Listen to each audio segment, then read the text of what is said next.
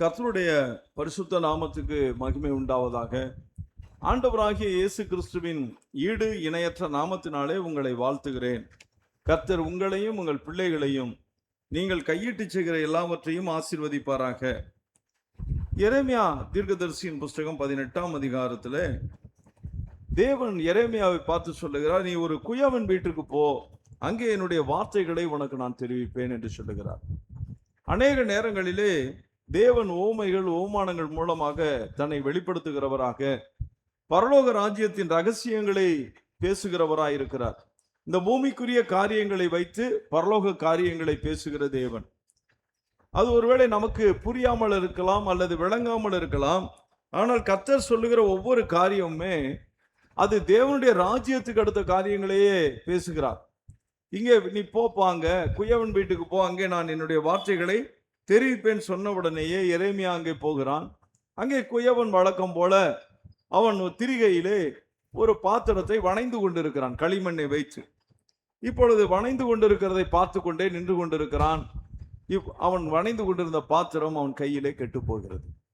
கெட்டு போன உடனேயே ஒருவேளை எரேமியா நினைத்திருக்கலாம், கெட்டு போன பாத்திரம் தானே, இதை தூக்கி அவர் அந்த களிமண்ணை எரிந்து விட்டு வேறே களிமண்ணை எடுப்பார் என்று நினைத்திருக்கலாம். ஆனால் அந்த குயவன் அதை செய்யவில்லை. தேவனும் அப்படித்தான். நாம் அவருடைய கையிலே அநேக நேரங்கள் கெட்டு போன பாத்திரமா இருக்கிறோம். அவருக்கு பிரியமில்லாத காரியங்களை செய்து அவரை விட்டு தூரப்பட்டு தேவனுக்கு பிரியமில்லாத அநேக செயல்களை செய்து விடுகிறோம். அதனால் தேவன் நீ ஆகாதவன் என்று தள்ளிவிடாமல் நம்மை மறுபடியுமாக சீர்படுத்தி ஸ்திரப்படுத்தி நம்மை பரிசுத்தப்படுத்துகிற தேவனாயிருக்கிறார், உருவாக்குகிற ஒரு தேவன். நீங்க அவருடைய கரத்தில் இருக்கும்போது, அது நானா இருந்தாலும் சரி, தேவனுடைய கரத்தில் நான் கெட்டு போகும்போது தேவன் கெட்டு போய்விட்டது என்று தூக்கி எறிவதில்லை. ஆனால் மனிதர்களுடைய சுபாவம் நீங்கள் அறிந்து கொள்ள வேண்டும். நமக்கு ஒரு வேலை செய்யும்படியாக ஒரு வேலைக்காரன் வந்திருக்கிறான் என்று வைத்துக் கொள்வோம். அந்த வேலை செய்கிற வேலைக்காரன் திடீரென்று திருடி விடுகிறான். இப்பொழுது அந்த எஜமானாகிய நீங்களோ நானோ என்ன செய்வோம்? நல்லதுப்பா, நீ மறுபடியுமா திருட்டை விட்டுட்டு என்கிட்ட வேலை செய்யன்னு சொல்லுவோமா, அல்லது நீ போ என்று அனுப்பி விடுவோமா? உண்மையாகவே நாம் அனுப்பி விடுவோம்.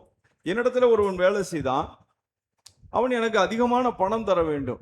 எங்க வேலையில் எப்படின்னு கேட்டீங்கன்னா, பணம் முன்பணமாக அட்வான்ஸ் கொடுத்துருவோம். அதை வாங்கிக்கிட்டு தான் வேலைக்கே வருவாங்க. வேலை செய்கிற அவன் வெளியே ஒரு இடத்துல திருடுகிற வேலையும் செஞ்சு விட்டான். போலீஸ் ஒரு நாள் தேடி வந்தது, அவனை கைது செய்தார்கள், சிறையில் அடைத்தார்கள். கொஞ்ச நாளைக்கு முன்பாக திரும்ப வந்தான், நான் மறுபடியும் வேலை செய்கிறேன் அப்படின்னு சொல்லி. ஒரு திருட்டு கேஸில் உள்ள போயாச்சு. இனி என்ன, ஏதாவது ஒரு பக்கம் திருடு நடந்தா தேடி வருவாங்க. அவன் என்னுடைய கம்பெனியில் இருக்கான்னு தெரிஞ்சா என்ன செய்வாங்க? என்னையும் விசாரிப்பாங்க. அவன் எப்போ போனான், எப்போ வந்தான், என்ன இருக்கானா இல்லையா, அவன் திருடுகிறவனா இருக்கானே, உங்கள்ட்ட எதுவும் கொடுத்து வச்சானா கூட கேட்டுருவாங்க. நீங்க தான் அவனை அனுப்புனீங்களான்னு கேட்பாங்க. அப்போ அந்த மனிதனை நாம் வெளியே அனுப்பிவிடுகிறோம். ஆனால் கர்த்தர் பாருங்க, அவர் கரத்திலே கெட்டு போன ஒரு பாத்திரம், அவருக்கென்று வந்து ஊழியம் செய்வேன் என்று சொல்லி வைராக்கியமாய் இருந்தவர்கள் எத்தனையோ பேர் அவரை விட்டு தூரப்பட்டு போனார்கள். ஆனால் மறுபடியுமாக கர்த்தர் அவர்களை உருவாக்கி வல்லமையான பாத்திரமா எடுத்து உபயோகப்படுத்தி இருக்கிறார். அநேக ஊழியர்களை நான் சொல்ல முடியும். அப்ப கர்த்தர் இங்கே என்ன செய்கிறார்? அதை மறுபடியுமாக திருத்தமாய் செய்யும்படிக்கு தன் பார்வைக்கு சரியாய் கண்டபடி, அவருடைய பார்வைக்கு, களிமண்ணுடைய பார்வை அல்ல, என்னுடைய பார்வை, உங்களுடைய பார்வை அல்ல, தேவனுடைய பார்வை. அவர் தனக்கு சித்தமானபடி, தன்னுடைய விருப்பத்தின்படி, தன்னுடைய நோக்கத்தின்படி நாம் என்ன செய்வோம் என்பதை அறிந்தவராக, நம்முடைய பலவீனங்கள் பலனை அறிந்தவர். நன்றாக புரிந்து கொள்ளுங்கள். தேவனை குறித்து அறிந்து கொள்ளும் போது அவர் எல்லாவற்றையும் ஆராய்ந்து அறிந்திருக்கிற தேவன். உங்களை குறித்து முற்றிலுமாக அவருக்கு தெரியும். உங்களுடைய பலவீனம் எது, உங்களுடைய பலன் எது, நீங்கள் எதிலே விழுந்து போவீர்கள், எளிதில் நிலைத்து நிற்பீர்கள் என்பதெல்லாம் அவர் தெரிந்திருந்தபடியினாலே அவர் உங்களை மறுபடியுமாக அவர் பார்வைக்கு சரியாய் கண்டபடி வேறே பாத்திரமாக வணைகிற தேவனாயிருக்கிறார். நிச்சயமாகவே இந்த வார்த்தையை கேட்டுக்கொண்டிருக்கிற நீங்கள் ஒருவேளை விழுந்து போன நிலைமையில் இருக்கலாம், அல்லது குயவன் கையிலே கெட்டு போன பாத்திரத்தை போல தேவனை விட்டு தூரப்பட்டு போயிருக்கலாம். ஆனால் தேவன் உங்களை கைவிடுகிற தேவன் அல்ல. தேவன் மறுபடியுமாக உங்களை உருவாக்குகிற தேவன். புதிய பாத்திரமாக, புதிய பாண்டமாக வணைந்து மறுபடியும் உங்கள் ஓட்டத்தை ஓடச் செய்கிற தேவன். அவர் உங்களை கைவிட்டு விட மாட்டார் என்பதை நீங்கள் அறிந்து கொள்ள வேண்டும். கர்த்தர் சொல்லுகிற அடுத்த வார்த்தை பாருங்க. கர்த்தருடைய வசனம் அப்பொழுது அவருக்கு உண்டாகி, எரேமியாவுக்கு உண்டாகி, இஸ்ரவேல் குடும்பத்தாரே, இந்த குயவன் செய்தது போல நான் உங்களுக்கு செய்யக்கூடாதோ என்று கர்த்தர் சொல்லுகிறார். இதோ இஸ்ரவேல் வீட்டாரே, களிமண் குயவன் கையில் இருக்கிறது போல நீங்கள் என் கையில் இருக்கிறீர்கள். இஸ்ரவேல் ஜனங்கள் மட்டுமல்ல, இன்றைக்கு கர்த்தருடைய பிள்ளைகள் யாவருமே நாம் கர்த்தருடைய கரத்தில் இருக்கிறோம். அவருடைய உள்ளங்கைகளிலே வரையப்பட்டிருக்கிறோம். எனவேதான் கர்த்தர் நம்மை மறுபடியும் உருவாக்குகிற ஒரு தேவனாயிருக்கிறார். கர்த்தர் நம்மை மறுபடியும் கட்டி எழுப்புகிற தேவனாயிருக்கிறார். ஆமோஸ் தீர்க்கதரிசியின் புஸ்தகம் 9ஆம் அதிகாரம் 12ஆம் வசனத்துல நீங்க பாத்தீங்கன்னா, அங்கே கர்த்தர் சொல்லுகிறார், ஆமோஸ் 9:12, அந்நாளிலே விழுந்து போன தாவீதின் கூடாரத்தை நான் திரும்ப எடுப்பித்து அதன் திறப்புகளை அடைத்து அதில் பழுதாய் போனதை சீர்படுத்தி பூர்வ நாட்களில் இருந்ததை போல அதை ஸ்தாபிப்பேன் என்று இதை செய்கிற கர்த்தர் சொல்லுகிறார். விழுந்து போன தாவீதின் கூடாரம், இது கர்த்தருடைய பிள்ளைகள். அன்றைக்கு தாவீதின் கூடாரம் விழுந்து போனது என்றால், தாவீதினுடைய வாழ்க்கையில மிகப்பெரிய ஒரு வீழ்ச்சியை சந்திக்கிறார். இவன் என் இருதயத்திற்கு ஏற்றவன், இவன் எனக்கு சித்தமானதை எல்லாம் செய்வான் என்று தாவீதை குறித்து தேவன் சாட்சி சொன்னார். ஆனால் அவருடைய இருதயத்திற்கு ஏற்ற தாவீது அவரது இருதயத்திற்கு ஏதுவில்லாத காரியத்தை செய்து அவரை விட்டு தூரப்பட்டு போனதை நாம் பார்க்கிறோம். தேவனுக்கு சித்தமில்லாத ஒரு காரியம், தேவனுடைய விருப்பத்திற்கு விரோதமான ஒரு காரியம், தேவன் விரும்பாத ஒரு காரியத்தை தாவீது செய்து விட்டான்.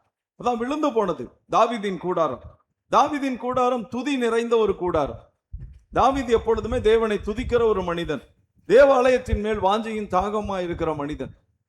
ஆகாமிய கூடாரங்களில் வாசமாய் இருப்பதை பார்க்கிலும் என் தேவனுடைய ஆலயத்தின் வாசற்படியிலே தங்கி இருப்பதை பார்க்க நான் விரும்புகிறேன் என்று சொன்னவன். 1000 நாளை பார்க்கிலும் உடைய பிரகாரத்தில் செல்லும் ஒரு நாள் நல்லது என்று சொல்லி தேவன் மேல் வாஞ்சையும் தாகமும் வைராக்கியமாய் இருந்த ஒரு மனிதன். நான் கர்த்தரையே தேடுகிறேன், அவரையே நான் நோக்கி பார்க்கிறேன், அவருடைய மகிமையை நான் பார்க்க வேண்டும், அவரை நான் ஆராய்ச்சி செய்ய வேண்டும் என்று சொல்லி அவரை குறித்து நான் தியானிப்பேன் என்று சொன்ன ஒரு மனிதன். ஆனால் அந்த மனிதன் தன்னுடைய வாழ்க்கையில விழுந்து போன நிலைமையில் இருக்கிறான். கர்த்தர் என்ன சொல்லுகிறார்? சரி, விழுந்து போன அப்படியே போ என்று சொல்லுவதில்லை. கர்த்தர் எப்பொழுதுமே மறுபடியும் தூக்கி எடுக்கிற தேவன், மறுபடியும் கட்டி எழுப்புகிற தேவன், மறுபடியும் உருவாக்குகிற தேவன். அவர் உங்களையும் அப்படித்தான் செய்வார். ஒருவேளை இந்த வார்த்தையை கேட்டுக்கொண்டிருக்கிற நீங்கள் உங்களுடைய வாழ்க்கையிலே தேவனை விட்டு தூரப்பட்டு போய் நிற்கிறீர்களா? தேவனுக்கு பிரியமில்லாத காரியங்கள் அநேகம் உங்களுடைய வாழ்க்கையில காணப்படுகிறதா? தேவன் இதை வெறுக்கிறார் என்று தெரிந்தும் அதை செய்கிறீர்களா? தேவனை விட்டு எவ்வளவு தூரத்தில் இருந்தாலும் சரி, இன்றைக்கு கர்த்தர் மறுபடியுமாக உங்களை சேர்த்து உங்களுடைய வாழ்க்கையில மறுபடியும் எந்தெந்த பகுதியிலே பழுது, அங்கே களிமண் கெட்டு போச்சு, அந்த களிமண்ணை குயவன் என்ன செய்கிறார்? அதுல இருக்கிற கல்லுகள் மற்ற ஏன் கெட்டு போச்சுன்னு பார்ப்பார். எப்பொழுதுமே குயவன் எதை ஆராய்வார்னா களிமண் ஆராய்ந்து பார்ப்பார். ஏன் இந்த களிமண் கெட்டு போச்சு? பாத்திரம் நம்ம எப்பவுமே வணைகிறதான, குயவனுக்கு பாத்திரம் வணைகிறது ஒன்று பெரிய வேலை இல்லை, அது தொடர்ச்சியா அவர் செய்கிற வேலை. அப்படிதான் ஒவ்வொரு மனிதனையும் தேவன் அப்படிதான் வணைகிறார். ஒவ்வொருவனையும் ஊழியக்காரனாக, ஊழியக்காரியாக, அல்லது அவருடைய சித்தத்தை செய்கிற பாடகர்களாக எதையாவது ஒன்று செஞ்சுக்கிட்டே இருப்பார். பாருங்களேன், ஆசாப் ஒரு சங்கீதக்காரனா இருக்கான், தாவீது சங்கீதக்காரனா இருக்கான். ஒரு புறம் தாவீது யுத்தத்தில் நின்று ஜெயிக்கிறவனா இருக்கிறான், சிங்கத்தை கொன்றான், கரடியை கொன்றான், கோலியாத்தை கொன்றான், பெலிஸ்தர்களை எல்லாம் முறியடித்து வந்தான். இதெல்லாம் ஒரு பக்கம் விழுந்து போன நிலைமையிலும் இருக்கிறான். இன்னைக்கு அநேகருடைய வாழ்க்கையில அதை நாம் பார்க்க முடிகிறது இல்லைங்களா? அப்ப கர்த்தர் என்ன செய்கிறார்? அந்த களிமண்ணை பார்க்கிறார். ஏன் இந்த களிமண் கெட்டு போச்சு? தாவீதின் கூடாரம் ஏன் விழுந்து போச்சு? இதை பார்க்கிற தேவன். அப்ப இதுல என்ன காரணம்? ஏன் இப்படி ஆச்சு? நாம அதெல்லாம் யோசிக்கவே மாட்டோம். பாருங்களேன், நம்ம பிள்ளைகளே ஒரு தப்பு பண்ணிட்டாங்கன்னா உடனே அடிக்கிறதான் வேலை, இல்ல திட்டுவோம். இன்னைக்கு அநேகர் அப்படித்தானே இருக்கிறாங்க. ஒரு பாடத்துல ஃபெயில் ஆயிடுச்சு பிள்ளை, நீ உருப்பிட மாட்ட, ஒன்னுத்துக்கு ஆக மாட்ட, நீ விளங்க மாட்ட, எனக்கு நல்லா தெரியும், இந்த பாரு அந்த பிள்ளைய பாரு, இந்த பிள்ளைய பாரு, அவன் எவ்வளோ மார்க் வாங்கியிருக்கான், அவன் 100 மார்க் வாங்கியிருக்கான், நீ ஃபெயில் ஆகி வந்து நிக்கிறியே, நீ தேரவே மாட்ட, நீ ஒன்னுத்துக்கு ஆக மாட்ட, எனக்கு தெரியும். என்ன தெரியும்? இப்படிதான் நம்ம பேசுறோம். இன்னைக்கு அப்படிதான் இருக்கு. அந்த ஆள் சம்பாதிக்கலாம் மாட்டாருங்க, எங்க வீட்டுக்காரர் ஒன்னுத்துக்கு ஆக மாட்டாருங்க, அவர் என்னைக்கு சம்பாரிச்சு என்னைக்கு நாங்கள் நல்லா இருக்க போகிறோம், அதெல்லாம் என் வாழ்க்கை அவ்வளோதான், காலமெல்லாம் நான் அழுது கண்ணீர் வெடித்து சாக வேண்டியதுதான். இந்த ஆளை கெட்டிக்கிட்டதுனால என்ன பிரயோஜனம்? ஒன்னுத்துக்கும் வழி இல்லைங்க, அந்த ஆள் சம்பாதிக்கவே மாட்டான் சும்மா அப்படின்னு சொல்ற மனைவிமார் அநேகம். இது இன்னைக்கு பெருசாக்கிட்டே போகுது பாருங்க. கணவனை குறித்து ஏளனமாக கேவலமாக பேசுகிற மனைவிமார், அதே போல கணவன் பேசுகிறவர்களும் இருக்கிறார்கள். மனைவிகளை உதாசீனமா பேசுவாங்க, ஒன்னுத்துக்கு உதவாத மாதிரி. ஆனா அந்த மனைவி பாத்தீங்கன்னா அவளால தான் அந்த வீடு கட்டப்பட்டிருக்கும், அந்த குடும்பம் ஆசீர்வாதமா இருக்கும், பிள்ளைகளை பெற்று வளர்த்து ஆளாக்கி இருப்பார்கள். ஆனா இவருக்கு 60 வயசு ஆகும், 60 வயசுல சொல்லுவார் அந்த மனைவி, அவ ஒன்னுத்துக்குமே இல்லை, நான் வேற யாரையாவது கல்யாணம் பண்ணியிருக்கணும். அந்த அம்மாவும் சொல்லும், ஆமா இவரை கட்டினதுக்கு நான் அவரை கட்டியிருந்தா நல்லா இருந்திருப்பேன். என்ன வார்த்தை, என்ன பேசுறோம், எதையும் தெரியவதில்லை. ஆனா கர்த்தர் அப்படி அல்ல. கர்த்தர் நம்மை ஆராய்ந்து அறிந்திருக்கிற தேவன், உள்ளிந்திரியங்களை சோதித்தருகிற தேவன், நம்முடைய இருதயத்தை ஆராய்ந்திருக்கிற தேவன். நம்மை குறித்து எல்லா பலவீனங்களும் தெரியும், நம்ம இடத்துல இருக்கிற பலனும் அவருக்கு தெரியும். நன்றா புரிந்து கொள்ள வேண்டும். அதனால தான் கர்த்தர் என்ன செய்கிறார், களிமண்ணை கவனித்து பார்த்து அந்த களிமண்ணிலே தேவையில்லாத மண்ணு, கல்லு, வைக்கோல் எது கிடக்கிறதோ, புல்லு கூட இருக்கலாம், எல்லாத்தையும் எடுத்து போட்டு மறுபடியும் வணைக்கிறார். நம்முடைய வாழ்க்கையில அதைத்தான் கர்த்தர் செய்வார் எப்பொழுதுமே. எது எது தேவையில்லையோ அந்த காரியங்களை எல்லாம் முதலாவது கழித்து கொண்டே வருவார். நீங்க எப்பொழுதுமே நல்லா மனசுல வச்சு கொடுங்க, நாம் எல்லாருமே காட்டு ஒளிவு மரம் தான். ஆனால் கர்த்தராகிய இயேசு கிறிஸ்து நல்ல ஒளிவு மரம்.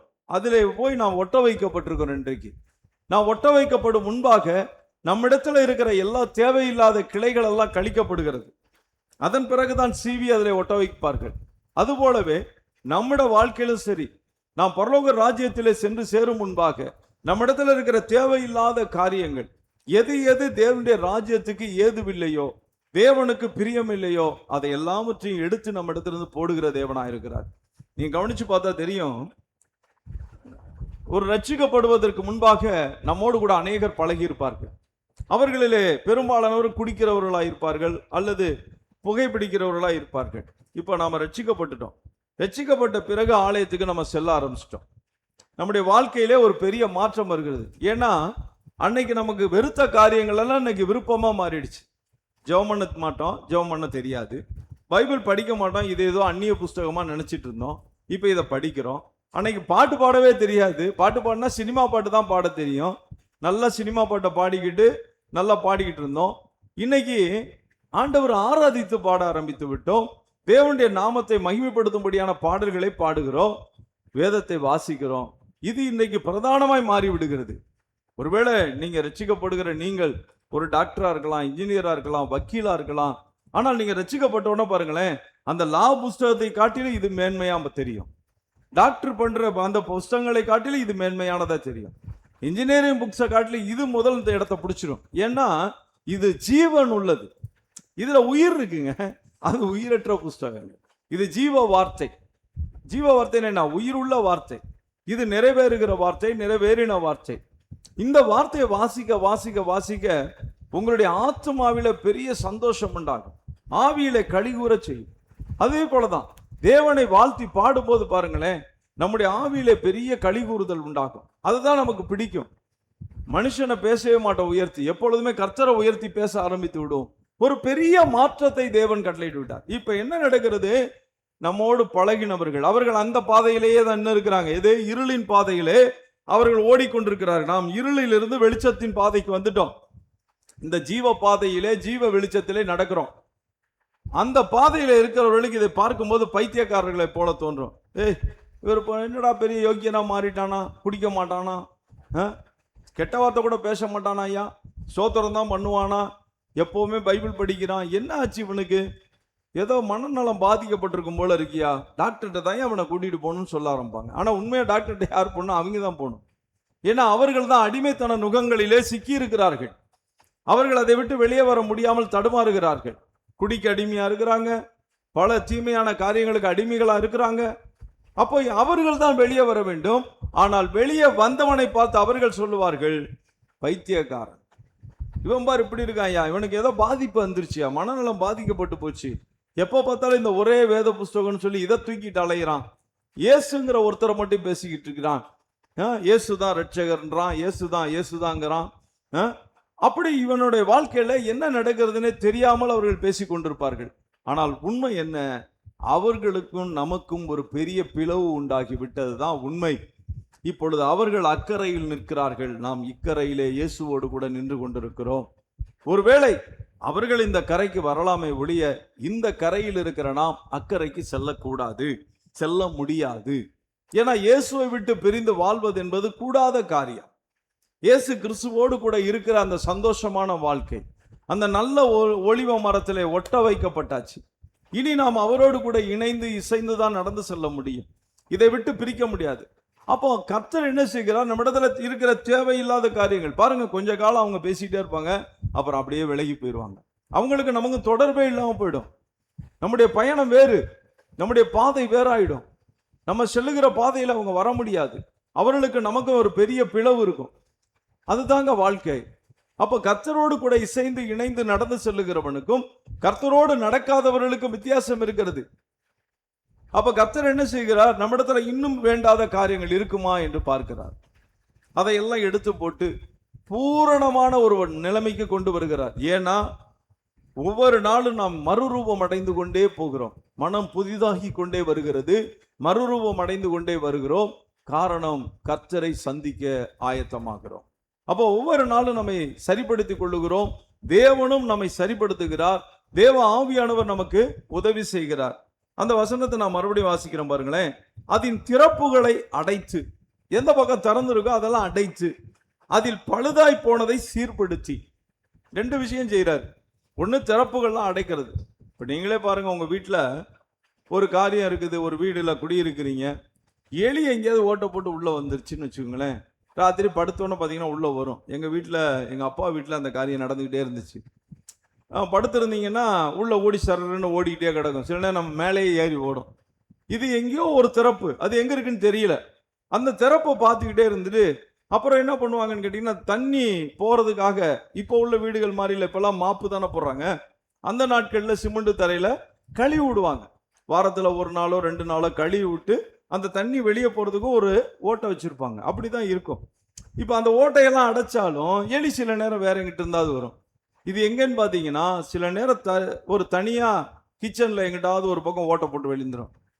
இது ஒரு நாள் நாங்கள் என்ன பண்ணேன்னு கேட்டிங்கன்னா, என்னுடைய தகப்பனாருடைய வீட்டில் பார்த்தேன், ரொம்ப தொல்லையாக இருக்குப்பா, கீழே படுத்தா காதில் உள்ளுக்குள்ளே சுரண்டுதுப்பா, மண்ணை பறித்து வைக்குது, எதையாவது ஒன்று பண்ணிக்கிட்டே இருக்குப்பா, ஒரு பக்கம் அடைச்சா இன்னொரு பக்கம் வருது. தான் திறப்புகள். சில நேரம் அப்படி தான் இருக்கும் பாருங்களேன். நான் ஒன்று என்ன பண்ணிட்டோம், எல்லாத்தையும் பூரா தரையவே எடுத்துட்டு, அந்த தளத்தையே எடுத்துட்டு, அதன் பிறகு நல்லா ஒன்றை ஜல்லி போட்டு அடித்து, அதன் மேலே டைல்ஸை போட்டு, அப்பா அம்மா விழுந்துடக்கூடாதுங்கிறதுக்காக வழுக்கிற டைல்ஸ் போடாமல் ரப் டைல்ஸ்னு ஒன்று இருக்கு இல்லையா, அந்த ரப் டைல்ஸ் எல்லாம் போட்டு, இன்னைக்கு நிறைய வீடுகளில் பெரியவங்க கீழே விழுந்து படுத்து சாவறதுக்கு காரணமே இந்த டைல்ஸ் ஒன்று காரணம். தண்ணி இருக்கிறது கூட ஊற்றுனா தெரியாது, தண்ணி ஊற்றிட்டு துடைக்காமல் இருப்பாங்க. இதில் நடந்து வந்தாங்கன்னா கீழே விழுந்துருவாங்க. வலிக்கு ஒரு செகண்டுக்குள்ளே வலிக்கி விட்டுரும். அதே போல் பாத்ரூம் பார்த்தீங்கன்னா, பாத்ரூமில் டைல்ஸை போட்டு வைப்பாங்க. டைல்ஸ் போடுறது தப்பு இல்லை, அதை பராமரிக்கணும். குளிச்சுட்டு வரும்போது தேய்ச்சி விட்டுட்டு தான் வரணும். இல்லைன்னா சோப்பு அந்த இடத்துல அப்படியே கரை மாதிரி உள்ளே படிஞ்சுக்கிட்டே வரும். ஒரு நாள் தண்ணி பட்டவொன்னா அது அவங்களே வழுக்குவாங்க. நீங்கள் கேள்விப்படுவீங்க, எங்கள் அம்மா பாத்ரூமில் வலிக்கி விழுந்துட்டாங்க, எங்கள் அப்பா விழுந்துட்டாரு, இடுப்பு எலும்பு ஒடிஞ்சு போச்சு, படுத்த படுக்கை ஆகிட்டாருங்க அப்படின்னு சொல்லி எப்போ அவர் போவார்னு காத்திருக்க ஆரம்பிச்சிடுவாங்க. ஏன்னா அவருக்கு சேவகம் செய்ய முடியாது. அதே நேரத்தில் அதை தேய்ச்சி சுத்தம் பண்ணோம்னா, ஏன் இதெல்லாம் சொல்கிறேன்னு கேட்டிங்கன்னா, உங்களுடைய வாழ்க்கையில் இந்த தவறை செய்திடக்கூடாது. தாய் தகப்பன் நமக்கு ரொம்ப முக்கியங்க. நமக்கு கிரீடம் அவங்க. உங்களுக்கு கிரீடம் ஜீவ கிரீடம், நீதியின் கிரீடம், அந்த கிரீடம் இந்த கிரீடம் வைப்பாருலாம் சொல்லிக்கிட்டு அலையிறது. இன்னைக்கு கர்த்தர் சொல்கிறது, உங்க தாய் தகப்பன் நமக்கு கிரீடமாக இருக்கிறார்கள். ஆமாம், முதிர் வயதான ஒரு இடத்துல ஞானம் இல்லையோ அவர்கிட்ட தான் அறிவு இருக்கும். அப்போ நமக்கு வீட்டில் பெரியவங்க இருக்கிறது என்பது பெரிய பொக்கிஷம் மாதிரி. அவர்கள் நமக்கு நல்ல ஆலோசனைகளை கொடுப்பாங்க. அவங்க வாழ்க்கை பயணத்தில் நடந்து வந்த பாதையெல்லாம் சொல்லி கொடுப்பாங்க. பார்ப்பா, இப்படிலாம் இருக்கும், இப்படி நடக்கணும், இப்படி பார்க்கணும், இப்படி பேசணும். யாராவது ஒரு நம்ம வீட்டில் ஒரு வாலிப பிள்ளை இருக்குன்னா, இப்படி 2 பேர் நடந்து போனால் என்னப்பா இங்கிட்டு நடக்கிற, என்ன விஷயம்னு கேட்டுருவாங்க. இன்னைக்கு அதெல்லாம் இல்லைல்ல, பெரியவங்களை துரத்தி விட்டுறாங்கங்க. போய் முதியோர் இல்லத்தில் போய் சேர்த்துட்டு இருக்கலாம், அதான் நிம்மதின்னு நினைக்கிறான். உன் வீட்டுக்கு உண்டான பாதுகாப்பே போயிடுச்சு, உனக்கு உண்டான மகிமையே உன் வீட்டை விட்டு வெளியே போயிடுச்சு. ஆமாம், அவங்க மகிமையாக இருக்கிறாங்க. உங்களுக்கு ஒரு சில பெற்றோர், வெகு சிலர், அது 1 2 தான், அவங்க சில நேரங்களில் தொந்தரவாக இருக்கிறவர்கள் இருக்கிறாங்க, இல்லைன்னு சொல்லல. அது ரொம்ப ரொம்ப ரொம்ப ரொம்ப கம்மி. எதையாவது பேசிக்கிட்டே இருப்பாங்க, தெரியாமல் பேசுவாங்க, அவங்களுக்கு சரின்னு படுறது. அது அவர்களை பெரிய குற்றமாக எடுத்துக்கொள்ளக்கூடாது. அப்போ நம்முடைய வாழ்க்கையில் திறப்பை அடைக்கிறோம். அந்த வழியில எதுவும் வரக்கூடாது என்பதற்காக, விஷ ஜந்துகள் வீட்டுக்குள்ள வரக்கூடாது என்பதற்காக நாம் அடைக்கிறோம் இல்லையா? அதுபோல நம்முடைய வாழ்க்கையில இருக்கிற எந்த ஒரு காரியமா இருந்தாலும் சரி, அந்த கூடாரம் என்பது நம்முடைய சரீரம் அல்லது நம்முடைய வீடு, நம்முடைய ஆவி, ஆத்மா, இதுல இருக்கிற திறப்புகளை அவர் அடைக்கிறார். தேவையில்லாத காரியங்கள், வீணான காரியங்கள், அதையெல்லாம் எடுத்து போடுகிற தேவன். அவர் பழுதாய் போனதை சரிப்படுத்துகிறார். எந்தெந்த பகுதி பழுதாய் இருக்கிறதோ அதை சரிப்படுத்தி பூர்வ நாட்களில் இருந்தது போல, நீங்கள் ரட்சிக்கப்பட்ட போது எப்படி இருந்தீங்க, அந்த ஆதியிலே கொண்டிருந்த அன்புன்னு ஒண்ணு இருக்கு இல்லையா உங்களுக்குள்ள, அந்த அன்புக்குள்ளே தேவன் கொண்டு வந்து நிறுத்திடுவார். எப்பவுமே சரி, நம்ம ஆதியில ஒரு அன்பு கொண்டிருந்தோம், தேவனோடு அன்னைக்கு சந்தோஷமாய் மகிழ்ச்சியா இருந்தோம், அந்த அன்பை இழந்து போயிட்டோம். இப்போ மறுபடியும் கர்த்தர் என்ன செய்றார்? பூர்வ நாட்களில் இருந்தது எப்படி இருந்தது, தாவீதினுடைய அந்த ஆதி காலங்கள், அதே போல தேவன் உங்களையும் என்னையும் மாற்றி அவருக்கு பிரியமானவர்களாய் மறுபடியுமாக ஸ்தாபிக்கிற தேவனாயிருக்கிறார். அதனாலதான் கர்த்தர் சொல்லுகிறார், விழுந்து போன தாவீதின் கூடாரம். தாவீதின் கூடாரம் விழுந்து போயிடுச்சு, துதி இல்லாது போயிடுச்சு. அங்கே தேவனை மகிமைப்படுத்துகிற சத்தம் இல்லாமல் போய்விட்டது. அழுகுரல் கேட்கிறது, கூக்குரல் கேட்கிறது, தூஷணமான சத்தம் கேட்கிறது.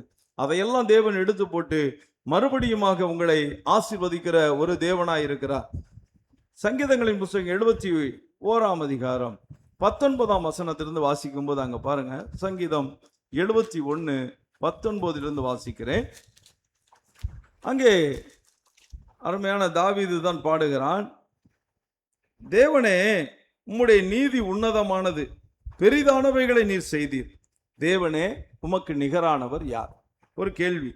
அநேக இக்கட்டுகளையும் ஆபத்துகளையும் காணும்படி செய்த என்னை நீர் திரும்பவும் உயிர்ப்பித்து திரும்பவும் என்னை பூமியின் பாதாளங்களிலிருந்து ஏற பண்ணுவீர். என் மேன்மையை பெருக பண்ணி என்னை மறுபடியும் தேற்றுவீர் என்று சொல்லிவிட்டு 22 வசனத்துல, என் தேவனே நான் வீணையை கொண்டு உம்மையும் உம்முடைய சத்தியத்தையும் துதிப்பேன். இஸ்ரவேலின் பரிசுத்தரே, சுரமண்டலத்தை கொண்டு உம்மை பாடுவேன். நான் பாடும்போது என் உதடுகளும் நீர் மீட்டு கொண்ட என் ஆத்துமாவும் கம்பீரித்து மகிழும்னு சொல்லுகிறார். எப்படி பாருங்க, என்னை மறுபடியும் நீர் உயர்த்துவீர். மறுபடியும் அதை சொல்றாங்க, ஆமோஸ்ல சொல்றதான் 9:12, மறுபடியும் கட்டுவேன், மறுபடியும் அடைப்பேன், திறப்புகளை அடைப்பேன், பூர்வ காலத்துல இருந்தது போல ஸ்தாபிப்பேன்னு சொல்றாரு. இங்கே சொல்றாரு, என்னை மறுபடியும் நீர் என்ன செய்வீர்? என்னை பெருக பண்ணுவீர், என்னை தேற்றுவீர். இப்ப நான் உங்களை பாட ஆரம்பிச்சிருவேன் ஆண்டவரே, உங்களை நான் வீணையை கொண்டு துதிப்பேன் ஆண்டவரே, சத்தியத்தை துதிப்பேன், சுரமண்டலத்தை கொண்டு உம்மை பாடுவேன். நான் பாடும்போது என் உதடுகளும் நீர் மீட்டு கொண்ட என் ஆத்துமாவும் கம்பீரித்து மகிழும். பாருங்க, அப்போ எங்க இருந்து கர்த்தர் தூக்கின பிறகு, கர்த்தர் மறுபடியுமா தூக்கி எடுத்த பிறகு இப்பொழுது தாவீது பாடுவேன், உயர்த்துவேன், மகிமைப்படுத்துவேன் என்று சொல்லுகிறான். நம்முடைய வாழ்க்கையில சரி, கர்த்தர் உம்மை உயர்த்துகிற தேவனாய் இருக்கிறார். இன்னொரு வசனத்தை நீங்க பாருங்களேன், சங்கீதங்களின் புத்தகம் 51 அதிகாரம் 12 வசனத்துல பாருங்க, உமது இரட்சண்யத்தின் சந்தோஷத்தை திரும்பவும் எனக்கு தந்து உற்சாகமான ஆவி என்னை தாங்கும்படி செய்யும். இது விழுந்து போனது, பத்சேபாள்கிட்ட விழுந்து போன நிலை. இப்பொழுது ஜெபிக்கிறான், ஆண்டவரே உம்முடைய இரட்சண்யத்தின் சந்தோஷத்தை எனக்கு மறுபடியும் தாங்க, உற்சாகமான ஆவி என்னை தாங்கும்படி செய்யுங்க. அப்பொழுது பாதகருக்கு உமது வழிகளை உபதேசிப்பேன், பாவிகள் உம்மிடத்திலே மனம் திரும்புவார்கள் என்று சொல்லுகிறார். என மறுபடியும் உருவாக்குங்க ஆண்டவரே, நான் விழுந்து போன நிலைமையில் இருக்கிறேன், எனக்கு சந்தோஷம் இல்லை, என்னுடைய வாழ்க்கையில நான் உற்சாகமெல்லாம் இழந்து போனவனாக வேதனையோடு இருக்கிறேன். இன்றைக்கு என்னை மறுபடியுமாக நீங்க கட்டி எழுப்புங்க ஐயா, உங்களுக்கு பிரியமானவனா என்னை மாற்றுங்க என்று சொல்லுகிறான். கர்த்தர் அதை செய்கிற தேவனாய் இருக்கிறார், மறுபடியும் கட்டி எழுப்புகிற தேவன். மூன்றாவதாக ஒரு காரியத்தை நாம் பார்க்கிறோம். யோவேல் தீர்க்கதரிசியின் புஸ்தகம் 2 அதிகாரத்திலே, அங்கே இஸ்ரவேல் மக்கள் எல்லாவற்றையும் இழந்து போனார்கள். தேவ ஆராதனை கூட நிறுத்தப்பட்டு விட்டது. எல்லா வகையிலும் பாதிப்பு, ஒன்றுமில்லாத நிலைமை. இந்த நிலையிலே கர்த்தர் அவர்களோடு பேசுகிறார். கர்த்தர் எப்படி பேசுகிறார் என்றால், இப்பொழுதே நீங்க உபவாசத்தோடு, அழுகையோடு, புலம்பலோடு, உங்கள் முழு இருதயத்தோடும் என்னிடத்திலே திரும்புங்கள் என்று சொல்லுகிறார். என்கிட்ட திரும்பு, என்னை விட்டு நீ தூரப்பட்டு போயிட்ட, அதனால உனக்கு எல்லாம் சம்பாதிச்சிருச்சு. உன் வாழ்க்கையில பலவிதமான பாடுகள், பலவிதமான உபத்திரவங்கள், வேதனைகள், நொறுக்குதலின் மேல் நொறுக்குதல், உபத்திரவத்தின் மேல் உபத்திரவம், பாடுகளின் மேல் பாடுகள். அதனால நீ என்ன பண்ணு, கொஞ்சம் வா, நீ வந்து என்னை பாருன்னு சொல்றார். அதாவது 1ஆம் அதிகாரம் 3ஆம் வசனத்துல பாத்தீங்கன்னா, இதன் செய்தியை உங்கள் பிள்ளைகளுக்கு தெரிவியுங்கள், இதை உங்கள் பிள்ளைகள் தங்கள் பிள்ளைகளுக்கும் அவர்கள் தங்கள் பிள்ளைகளுக்கும் சந்ததியாருக்கும் தெரிவிக்க கடவர்கள். என்ன அப்படின்னா, பச்சை புழு விட்டதை வெட்டுக்கிளி தின்றது, வெட்டுக்கிளி விட்டதை பச்சை கிளி தின்றது, பச்சை கிளி விட்டதை முசுக்கட்டை பூச்சி தின்றது. எல்லாம் அழிந்தது, எல்லாம் ஒளிந்தது, ஒரு நன்மையும் இல்லை, ஒரு செழிப்பில்லை. குடும்ப வாழ்க்கையில பலவிதமான பாடுகள், உபத்திரவங்கள், வேதனைகள், போராட்டமான சூழ்நிலை. என்ன செய்வதென்றே தெரியவில்லை. என்ன செய்யறது? இதுக்கு தான் கர்த்தர் ஒரு பதில சொல்றார். அப்பா, நீ என்கிட்ட திரும்பு வாப்பா, நீ என்கிட்ட திரும்பு. அது எப்படி திரும்பணும்? 2ஆம் அதிகாரம் 13ஆம் வசனம் பாருங்க. நீங்கள் உங்கள் வஸ்திரங்களை அல்ல. அன்னைக்கு என்ன பண்ணுவாங்கன்னா, ஒரு போவாசம் அப்படின்னா ட்ரெஸ்ஸை கிழிச்சுக்கிட்டு நிற்பான், வஸ்திரங்களை கிழிச்சுக்கிட்டு நிற்பான். நீங்க நினிவே பட்டணத்துல போய் யோனா பிரசங்கித்த போது ராஜால இருந்து எல்லாரும் வஸ்திரத்தை கிழிச்சுக்கிட்டு தேவ சமூகத்திலே சாம்பலை தலையிலே போட்டுக்கொண்டு விழுந்து கிடந்தார்கள். கர்த்தர் இறங்கினார். அது ஒரு நிலை. ஆனா இங்கே ஆண்டவர் என்ன சொல்றாரு கேட்டீங்கன்னா, நீ வஸ்திரத்தெல்லாம் ஒண்ணு கிழிக்க வேண்டாம், உன் இருதயத்தை கிழிச்சுக்கிட்டு பாருங்க, உங்கள் இருதயங்களை கிழித்து உங்கள் தேவனாகிய கர்த்தரிடத்தில் திரும்புங்கள். ஏன் இருதயத்தை கிழிக்கணும்? இருதயத்தை கிழிக்கிறதுனா என்ன? ஏன்னா இருதயமே மகா திருக்குள்ளதும் கேடு உள்ளதுமா இருக்கிறது என்று சொல்லி எரேமியா சொல்லுகிறார். திருக்குள்ளது இருதயம் தேவனை விட்டு தூரப்பட்டு போகிறது அநேகரை பார்க்க முடியும். ஆண்டவர் இயேசு கிறிஸ்து சொல்லும் போது சொல்வார், இந்த ஜனங்கள் தங்கள் உதடுகளினாலே என்னை கனம் பண்ணுகிறார்கள், இவர்கள் இருதயமும் எனக்கு தூரமா இருக்கிறது. அப்ப இருதயம், உதடு, சிந்தை இதெல்லாம் ஒன்றா இருக்கணும். யாரை நோக்கி? தேவனை நோக்கி இருக்கணும். சில நேரங்களிலே உதடு தேவனை மகிமைப்படுத்தி பாடிக்கிட்டு இருக்கும், இருதயம் தேவனை விட்டு தூரப்பட்டு எங்கேயோ இருக்கும். அதை தேவன் விரும்பவில்லை. நம்முடைய இருதயமும் உதடும் ஒன்றாக தேவனை மகிமைப்படுத்த வேண்டும். அதனாலதான் சொல்லுகிறாரு, நீ முழு இருதயத்தோடு என்னிடத்தை திரும்பு, ஓ இருதயத்தை கிழிச்சிட்டு என்னிடத்துல திரும்பி வா. உன்னை நீ தாழ்மைப்படுத்து, உன்னை நீ ஒடுக்கு, உன்னை கீழே கொண்டுட்டு வா. உன்னுடைய உயர்வு, உன்னுடைய மனமேட்டிமை, உன்னுடைய பெருமை எல்லாவற்றையும் விட்டுரு. நான் யார் தெரியுமான்லாம் இன்னைக்கு பேசாத. இன்னைக்கு நிறைய கிறிஸ்தவர்கள் அப்படிதான் பேசிட்டு இருக்காங்க. நாங்க யார் தெரியுமா, நாங்க அதை செய்வோமாக்க இதை செய்வோமாக்க என்று தங்களை குறித்து எண்ண வேண்டியதற்கு மிஞ்சி எண்ணாதே. இன்னைக்கு அநேகர் அப்படிதான் இருக்கிறார்கள். நாங்க அப்படி, நாங்க இப்படி, நான் அதை செய்வனாக்கும், நான் இதை செய்வனாக்கும். ஒன்னும் செய்ய முடியாது. ஒரு சின்ன ஒரு சுழிச்சா அவ்வளவுதான், முடிஞ்சு போச்சு. காலையில எந்திரிச்சாதான், அதுவும் நல்லபடியா எந்திரிச்சா, இல்லைன்னா முடிஞ்சது. யோசித்து பாருங்க, எத்தனை பேர் விழுந்த நிலைமையில் இருக்கிறார்கள், வியாதி படுக்கையில் இருக்கிறார்கள், வேதனையோடு இருக்கிறார்கள். யோசித்து பாருங்க. அவங்களாம் கெட்டவங்க நான் சொல்ல வரல, முடியாமல் அழுது கொண்டிருக்கிறோம். சில நேரங்களிலே சிலருக்காக செபிக்கிறோம், அவர்கள் எப்படியாவது சுகமடைய வேண்டும் என்று. நான் சொல்ல வருகிறது, மனிதனுடைய வாழ்க்கை, இந்த உலக வாழ்க்கையை நீங்க கொஞ்சம் கவனித்து பார்த்தீங்கன்னா தெரியும், எவ்வளவு போராட்டம் நிறைந்தது தெரியுமா? எவ்வளவு உபத்திரவம், எவ்வளவு பாடுகள், எத்தனை வேதனைகள். எங்கு திரும்பினாலும் நிம்மதியற்ற ஒரு நிலை. இதன் நடுவில் கர்த்தர் உங்களை நேசித்து உங்களை நடத்தி வருகிறாரே. கர்த்தருக்கு எத்தனை கோடி நன்றி சொல்ல வேண்டும், எத்தனையாய் அவரை மகிமைப்படுத்த வேண்டும். சொல்லுங்க, எத்தனை பேர் அழுதுகிட்டு இருக்காங்க தெரியுமா? குழந்தை இல்லாம எவ்வளவு பேர் அழுகிறாங்க தெரியுமா? குழந்தை வந்துருச்சேன்னு அழுகிறவன் ஒரு கூட்டம் இருக்கு தெரியுமா உங்களுக்கு? கற்பம் தரிச்சிட்டோன்னு அழுகிறவன் ஒருத்தர் இருக்கான். ஒரு பெண்ணு அழுகிறா, ஒரு பக்கம் கற்பமே தரிக்க முடியலன்னு அழுகிறா. இவங்களெல்லாம் பாருங்க, எல்லாத்தையும் கவனிச்சு பாருங்க. இதன் நடுவில் நீங்கள் எங்கே இருக்கிறீர்கள்? உங்களுடைய இருதயம் எப்படி இருக்கிறது? தேவனுக்கு முன்பாக தாழ்மைப்படுங்க, அப்பொழுது கர்த்தர் உங்களை உயர்த்துவார். அப்ப இருதயத்தை கிளி, இருதயத்தில் இருக்கிற மற்ற காரியங்களா தூக்கி எரியுங்கிறார். எடுத்துட்டு வா. அவர் எப்படிப்பட்டவர்ங்கிறார் புரிஞ்சுக்கோங்க. அவர் இரக்கமும் மன உருக்கமும் நீடிய சாந்தமும் மிகுந்த கிருபையும் உள்ளவர். அவர் தீங்குக்கு மனஸ்தாபப்படுகிற தேவன். ஒரு அருமையான வார்த்தைங்க. வேதத்திலே மிகவும் சிறப்பான ஒரு வார்த்தை என்று எடுத்துக்கொண்டால், அவர் தீமைக்கு மனஸ்தாபப்படுகிற தேவன். தீங்கு அனுமதிப்பதே கிடையாது. தன்னுடைய பிள்ளைகள் வாழ்ந்திருக்கணும், தன்னுடைய பிள்ளைகள் ஆசீர்வாதமாக இருக்கணும், தன்னுடைய பிள்ளைகள் விருத்தி அடையணும், அவர்கள் வர்த்திக்க பண்ணப்பட வேண்டும், அவர்கள் நிறைவாய் வாழ வேண்டும், சமாதானத்தோடு இருக்க வேண்டும், அவருடைய குடும்பம் சந்தோஷமா இருக்க வேண்டும், வியாதி இருக்கக்கூடாது, விளைவினங்கள் இருக்க. இதெல்லாம் இயேசு செய்து முடிச்சிட்டாரு. நல்லா புரிஞ்சுக்கோங்க. ஆண்டவராக இயேசு கிறிஸ்துவை நோக்கி பார்த்தால் பிழைக்க முடியும். அது தொடர்ந்து இங்க இருக்கு. ஏன்னா இந்த 2ஆம் அதிகாரத்திலே கர்த்தராக இயேசு கிறிஸ்துவை மறைவாய் பேசுகிறது. ஒரு மனிதனுடைய வாழ்க்கையிலே ஆண்டவர் இயேசு கிறிஸ்து வந்தால் அந்த மனிதனுடைய வாழ்க்கை 100% மாறிவிடும். அந்த மனிதனுடைய பேச்சு, செயல், அவனுடைய கைகளின் பிரயாசம் எல்லாம் மாறும். சகலத்தையும் அவர் ஆசீர்வதிக்கிற தேவனா இருக்கிறார். மனஸ்தாபப்படும் போது, நான் பாவி என்று உணரும் போது உணர்ந்து இருதயத்தை கிழித்து தேவனத்தை திரும்பிட்டா, அவர் எவ்வளவு பெரிய பாவியா இருந்தாலும் சரி, அவர் என்ன செய்கிறார்னா அவனை மன்னித்து அவனை ஏற்றுக்கொண்டு இரத்தத்தினாலே முற்றும் கழுவி சுத்திகரித்து பரிசுத்தப்படுத்தி அவனை நீதிமானாக்கி பரிசுத்தவானாய் மாற்றுகிறார். அதனாலதான் அங்கே வேதம் சொல்லுகிறது, அவர் எப்படிப்பட்டவர்? அவர் இரக்கமுள்ள தேவனாயிருக்கிறார், மன உருக்கமுள்ள தேவனாயிருக்கிறார், நீடிய சாந்தம் உள்ளவர், மிகுந்த கிருபையின் நிறைந்தவர், தீங்குக்கு மனஸ்தாபப்பட்டு தீங்கிலிருந்து நம்மை விலக்கி பாதுகாத்து பராமரிக்கிற தேவன்.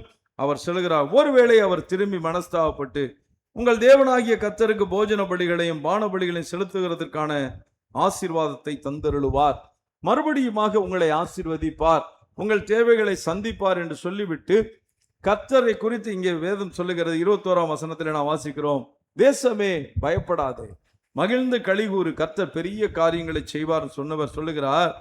வெளியின் மிருகங்களே பயப்படாதீங்க.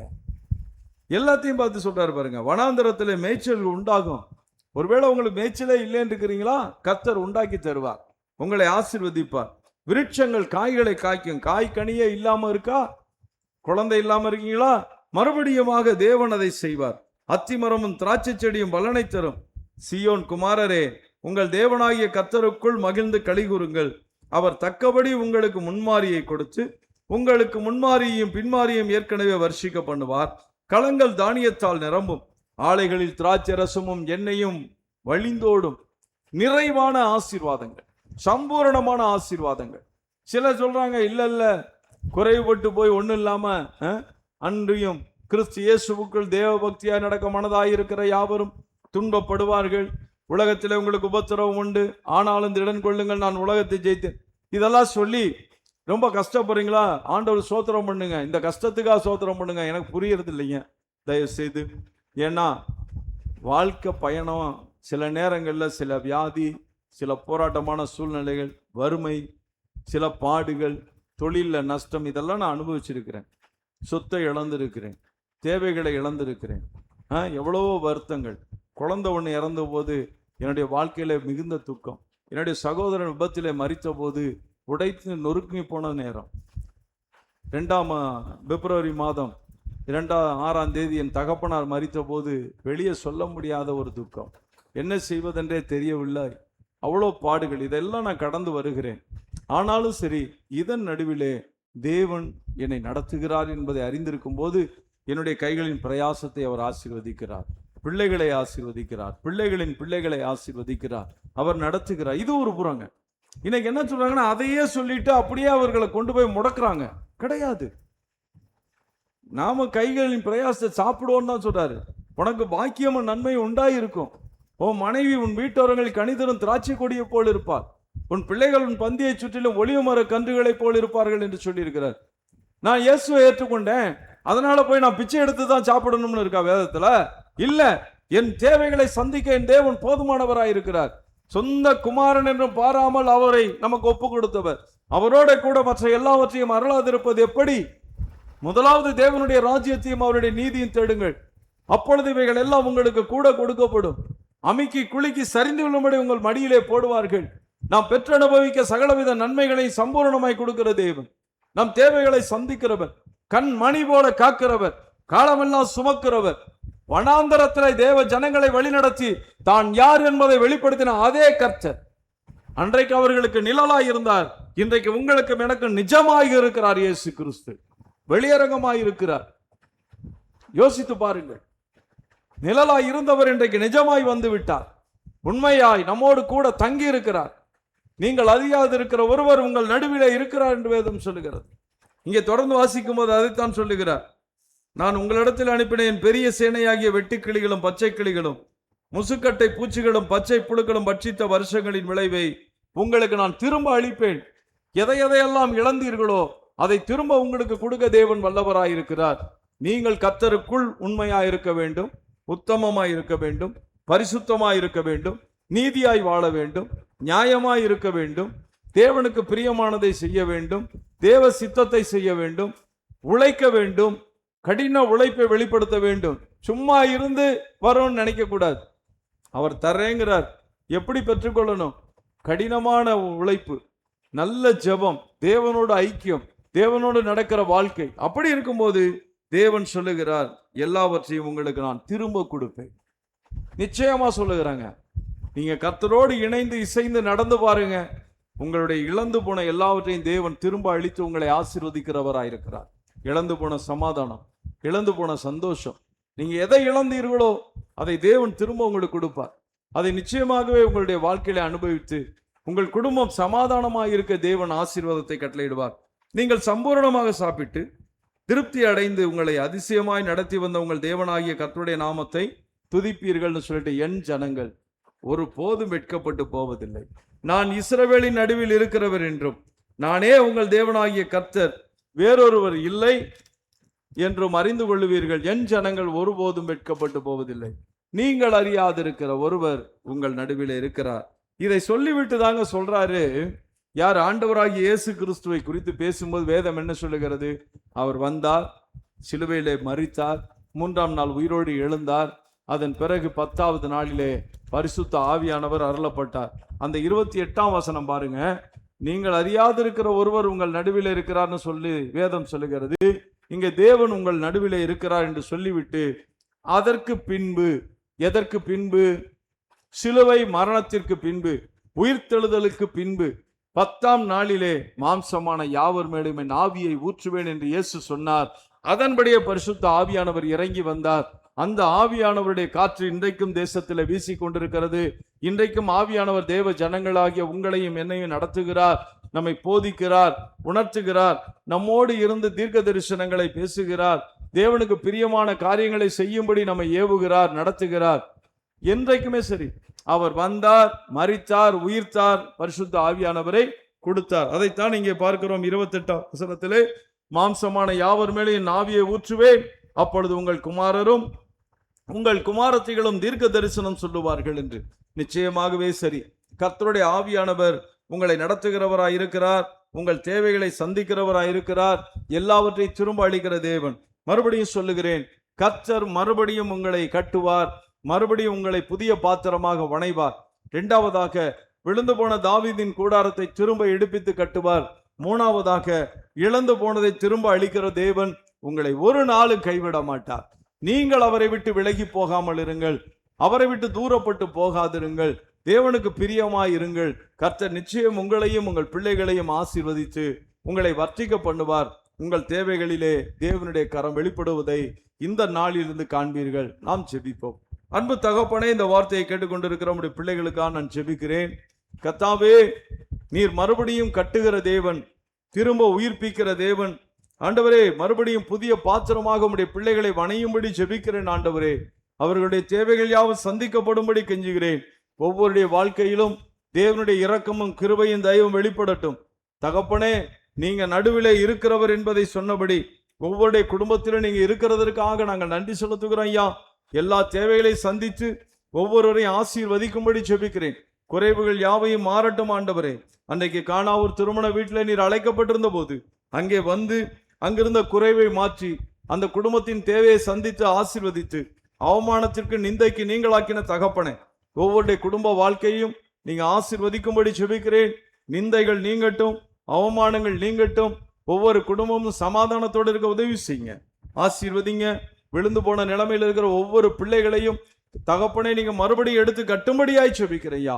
திறப்புகளை அடைக்கிறவர் அல்லவா, மறுபடியும் செப்பனிடுகிற தேவன், மறுபடியும் கட்டப்படுவா என்று சொன்னவர், நீர் கட்டி எழுப்பும்படி ஜெபிக்கிறேன். எத்தனையோ குடும்பங்கள் இன்றைக்கு அழிந்து நிலைமையில் இருக்கிறது. கர்த்தர் மறுபடியும் கட்டி எழுப்புங்கப்பா. குழந்தை இல்லாதவர்களை கர்த்தர் கண்ணோக்கி பாருங்க. ஒரு உற்பவ கால திட்டத்திலே ஒரு குமாரனை அணைத்துக் கொண்டிருப்பா என்ற வார்த்தை நிறைவேறட்டுங்க தாவே. ஆண்டவரே, பலவிதமான வியாதிகள், கேன்சர் போன்ற கொடுமையான வியாதியினால் பாதிக்கப்பட்ட பிள்ளைகள், என்ன நோய் என்றே தெரியாமல் பாதிக்கப்பட்டவர்கள், எத்தனையோ ஊழியக்காரர்கள், தேவனே இந்த நாட்களிலே வியாதியின் படுக்கையில் இருக்கிற ஒவ்வொருடைய வியாதியின் படுக்கையை நீங்க மாற்றி போட்டு எழுந்து நிமிர்ந்து நிற்க பண்ணும்படி ஜெபிக்கிறையா. உம்மை துதிக்க கிருபை செய்யும்படி ஜெபிக்கிறேன். ஒவ்வொரு குடும்பத்தை வாழ்த்துகிறேன் இயேசு கிறிஸ்துவின் நாமத்தினாலே. ஒவ்வொருவரையும் ஆசீர்வதிக்கிறேன் இயேசுவின் நாமத்தினாலே. கர்த்தர் நீங்க பொறுப்படுத்திக் கொள்ளுங்க. இயேசு கிறிஸ்துவின் நாமத்தில் ஜெபிக்கிறேன் நல்ல பிதாவே. ஆமேன், ஆமேன், ஆமேன். கர்த்தர் உங்களை ஆசீர்வதிப்பாராக. God bless you. God bless you.